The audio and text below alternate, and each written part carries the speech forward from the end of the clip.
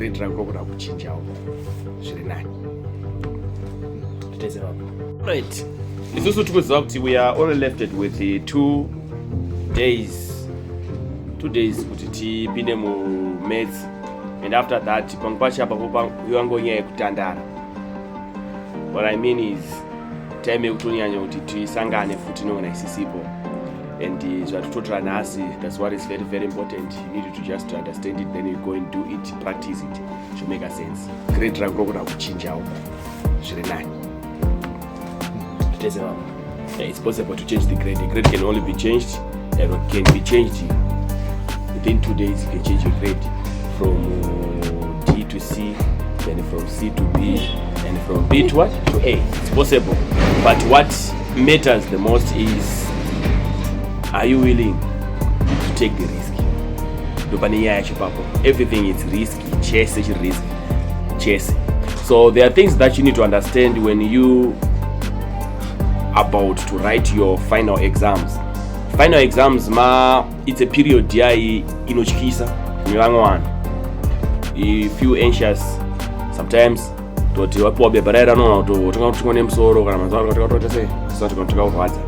of that it's not like it's an experience inoitika when you are under conditions, but also for you to feel anxious, to check out what if I fail, what if these are some of the questions. I'm sorry, but I want to tell you what you need to relax in an exam. To be anxious because of an exam, it's important. So you're very care about the exam. The exam is very very important to you. So number one, take a note. Number one, method DSC yes, it's risky. Method DSC is risky. Don't you take a note. The maths one in a different method of solve answer but you know so about who prefer method you no shandisa is because of the percentage of risky. Simultaneous equation for me to think of elimination, not substitution. It's simply because substitution is risky compared to elimination. I will explain the difficulty. First of all, it's substitution. Eliminate simultaneous equation. In 3 marks. Paper 1, it's out of 100 marks. So simultaneous equations and 3 marks of kumana. My simultaneous equations, it's elimination, the second one is substitution. But some of us, we prefer to use elimination. Just why elimination is right and why substitution is right to another extent. Based out the angle.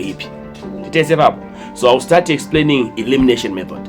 Elimination method, make the coefficient the same. Then also subtract. Some of the students set a mistake paku subtract up. Let's say the coefficients are fanana. This one is question number 1. It's x plus 2y is equals to 3. Question 2, it's minus x minus 3y is equals to 0. So the coefficients right now is the same. Now point one failure kanavada ku eliminate. Which sign are you gonna use? Are you gonna use the negative sign or are you gonna use a what? A positive sign. If you use the negative sign in this case, x minus, mind you, the coefficient of the other x is minus x. So at x minus x, you have to have x plus x, which is equals to 2x. This one. So munu methods zatanga. Number 1, you need to understand additive numbers. Number 2, you need to understand algebra. Number 3, you need to understand expansion. Number 4, you need to understand factorization. Let's just put equations for the last. Don't miss it. Kana kuti mumwe right, we put it positive over at x minus x plus minus x over it 0. Eso pana pao over kanga not akushanisa positive over to 2y minus 3y babulisa chiyapo babulisa y ukuva ngokusiya kukadaro. My mistakes are not come exam. Chinonzi exam there are my steps aunofana kuva aware of. First, kuziva information of step number 1. Step number 2 waziva information munesa kutokuziva kuti paper 1 yake structure yake yakamira sei. It's number 1 to up to 24 or it's number 1 up to 23. Everyone is aware of that. Kwakuziva ma questions akuvunzwa. In other words, ukuziva syllabus yako kapedza. Number 1, step number 1. Step number 2, are you able to recall the information from your syllabus or the information yako kana wapiwa a question? How do you respond to an exam question? Say stage number 2. How do you respond if you are asked to solve this equation? How do you respond? Go first. That's step number 2. Then step number 3, we are talking about now time. Step number 3, talking about time. Kudora twapiwa maths iyo simultaneous kunotratemeka kwanda seuna. Iwewe wakaona une question yekuti wakaitarisa zvakasauya anything, iruda kuti utenge kutofunga. Please leave that question. Kumbira. Question inopa kuti ufunge isiye. Zibada. Question inopa kuti ufunge tese sera naye. Wozodzokera wapedza kusolve among ma questions usinoda kufunga. Tete baba. Question is inoda kuti ufunge. Wapo question so, yapo simultaneous so, ndakutoweka. Kwanzi kutokozorora. Kwanzi ndakutoenda elimination. Substitution ma-fault section ndeyekuti chi unotedza kusubstitute. We know that kuti unomeka x of the formula of ourselves. Izvozvo mumwe equation. Mumwe manje unomeka x of the formula wacho ameka of substitute mu equation. Futi iyoyo yameka sub the formula iyoyo. Answer yake inovaniswa kuda chakana. That's why ndisikafarira kuti substitution elimination is good. Titese baba. Elimination was is good. So these are the steps aunofanira ku understand before wapinda exam. Question inopa kuti ufunge sena nayo. Question inopa kuti ufunge sena nayo. Uona so unaona utofutika utofunga. Leave that question. Purpose of an exam is to apply. It's a response technique. How do you respond to the situation? That's an exam. So the result is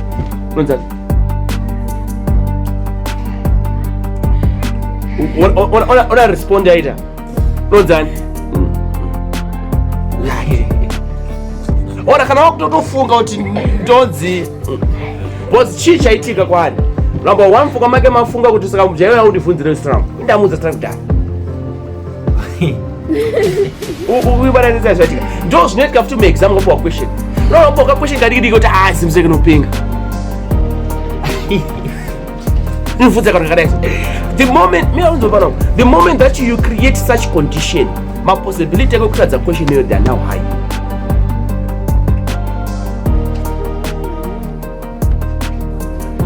As munowesa nofera asingazi. So you need to bear in mind. As munowesa nofera asingazi. Criminal not good fully. Because it's an exam. It's testing you how you respond. Dilani zito unamudiliza Dilani inonoweka achitokuwekera zveso tompapa under conditions 1 hour 30 minutes nyora paper anotadza question yatozotika zomuti ndapa board apo noweka negona chichi kuitika how you respond to the exam to a question nonzi like simple and you don't have to think solve this simultaneous question.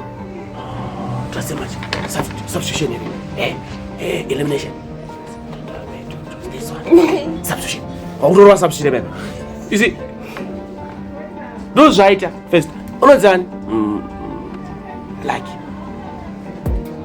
So takadaro wanongwari exam will defeat you. Exam will defeat you. Question ni hapo na tukutaka kufunga sana naye.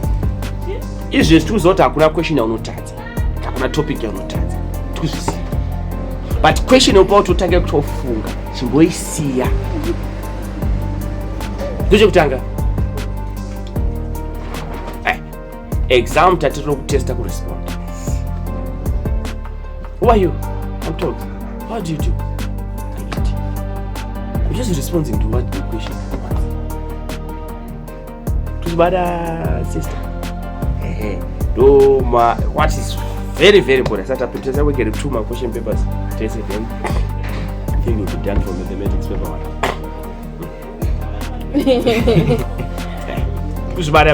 So that's the first thing. Second thing, fourth thing is there how you respond to an exam. Then number 4, please tinotangira kumashure. Number 24 ndo number 1 yako, ndo yaunotangira chero yakashata zvakadini, ndo number 1 yako icho. Tikuzviitire izvi, kune vamwe vanhu vari kutoziva kuti vari slow pakutonyora, munhu achitogona but munhu ari slow. Saka munhu ari slow akatangira kumashure kwako akazonziwo stop writing, auno stop writing ari kuma number 14 15, munhu iye atadzi kuno 50 out of 100 because target yedu is to have 50. Tozviziva kuti kunowashadarika 50 right tokuziva but target yako kuna 50 Leon, 50 dzonetsa here, 50 out of 100. But chikuru chekutanga ndinga tisatagadzira grade kuti uzonzwa wabuda neB wabuda neA, kutanga wapasa. Compare nemunhu anotanga ku number 1 anga number 1 2 3 4 5 6 panosvika pana kuti atenga ku number 24 asvika pa number 14 natenga pa number 1 asvika pa number 14, uyu ane marks kaunda more than 50. X number of marks more than 50, your marks are less than 50. Ava number 1 kusvika pa 40, never number 24 kusvika pa 14, vakasiyana mama total marks. So tinoona mashure question yemashure kuti ngozoti utatsira chi ekasi number 12 yakaisire transformation iri kuya iri velocity graph.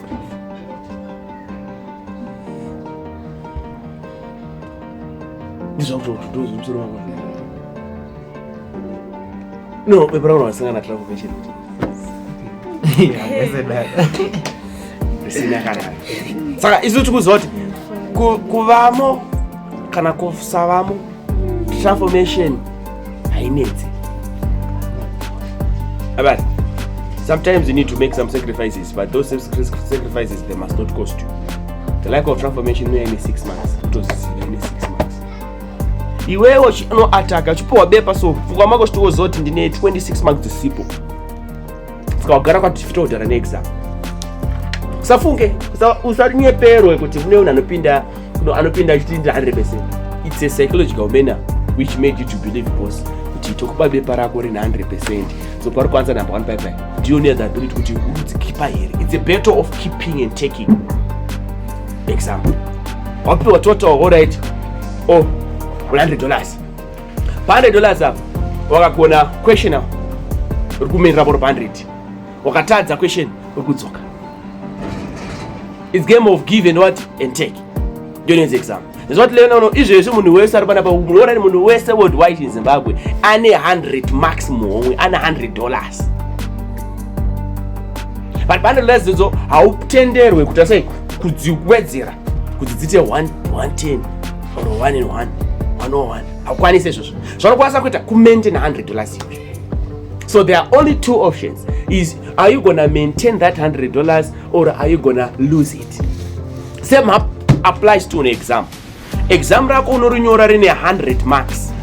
Pa 100 marks, each question yese ine the ability for you kutorera kana kuti sei kumaintain. Sati ukumbiro vanomari wapiwa exam rako rine 100%, try kumaintain nawo 50. Ndira kapera une 50 ka ripo. Ndira kapera une 50. Radzwa nene leo 50. Body. It's a game of what? Give and what? Give and take. Chere. But zvazosiyana zvekuti munhu akaseta exam rako ndiwo ane marules acho. Kunzi jewel une $100 iwe une 100 marks. Pa each question number 1 ine 1 mark. Ukaigona uramba une $100 yako. Wakaitadza waku 99. Topa imwe question transformation tokupa ine 8 marks. Abada 8 marks papo what 8 marks so akhanisi for the result 100 minus 8 wakunaende chi unaje vakumana kutorera ma marks achikubhisa so skandiona to protect trim defense mode. Exam, it's a defense mode. You stop in exam sponsor. Stop in defense mode. I want to defend my marks. You want to defend your marks. That's all about an exam. So it's a war. It's a battle. And the battle differs only because you will snap out. Pipe do summary paper which register paper to forgot to you challenge. You challenge those guys.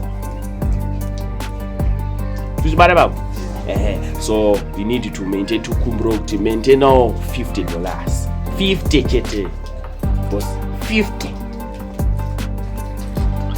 baba. Zone $50. Oh, and $1. Wrong. And my taste question one and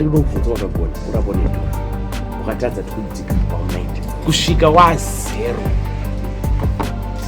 but zvine time now unanyaya zvacho wapiwa time limit kuti alright mnamari it's 2 hours 30 minutes at 2 hours 30 minutes papa better with this paper is either you lose all the money or you keep it the money because pekutotanga listen pekutotanga mari yaisibori yako kunoti we have 1 hour to answer my questions.